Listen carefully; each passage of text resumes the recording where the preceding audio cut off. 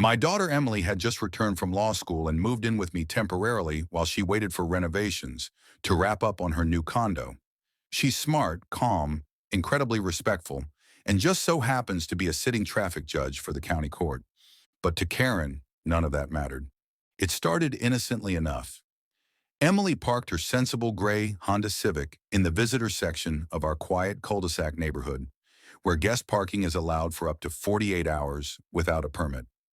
She wasn't blocking a driveway. She wasn't taking anyone's assigned spot. She was clearly within the rules. But that didn't stop our neighborhood enforcer from springing into action. The first day there was a note on her windshield. Residents only. This is not for tenants' kids. Emily chuckled and showed it to me over coffee. Charming, she said, placing the passive-aggressive masterpiece in the trash. The second day, Karen escalated. Emily was walking to her car when Karen stormed out of her garage like she was chasing down a fugitive. You can't park there. This is private property, and that's for registered guests only. Emily calmly responded, I read the rules. It's a legal guest space.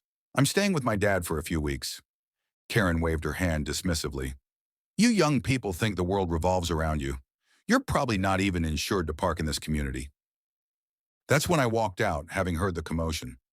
She's my daughter, I said, stepping between them, and she's welcome to park anywhere the HOA allows. Karen looked at Emily, sneered, and spat out. If I see this car here again tomorrow, I'm calling the tow truck.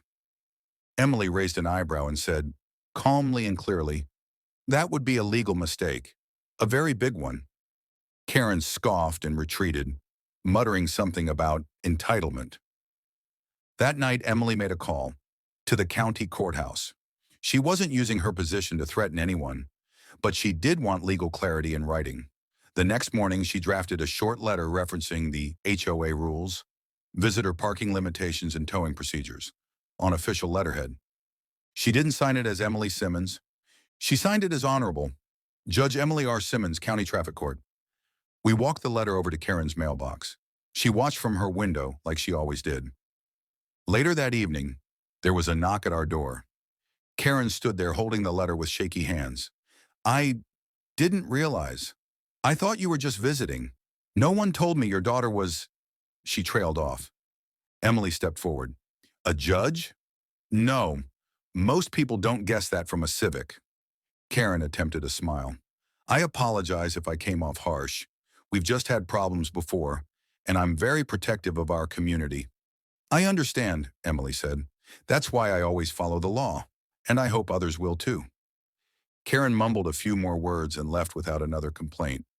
From that day on, not only did Karen stop harassing Emily, she actually started waving when we passed.